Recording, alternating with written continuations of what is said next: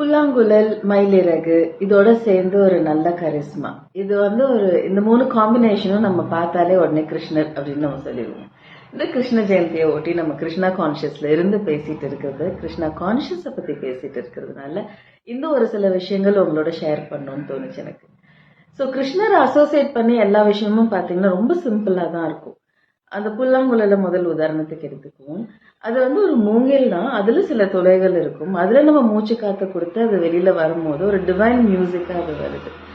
So சாதாரணமா whistle அடிக்கிறதுக்கும் ஒரு புல்லாங்குழல் ஊதுறதுக்கும் ஒரு மிகப்பெரிய வித்தியாசம் இருக்கு. ஏன் அப்படின்னா இந்த புல்லாங்குழல் ஒரு இட்ஸ் ஜஸ்ட் பேம்பு. பட் அதோட சமர்ப்பணம் என்ன அப்படின்னா அந்த கிருஷ்ணாவா தான் இருக்கும். It's just divine. நம்மளுக்குள்ள இருக்கிற அந்த கிருஷ்ணா கான்ஷியஸ் ஒரு மியூசிக்கை நம்ம கொடுக்கணும்னு நினைச்சு நம்ம காத்த கொடுக்கும் போது ஆப்வியஸ்லி அதுல இருந்து ஒரு நல்ல மியூசிக் வருது.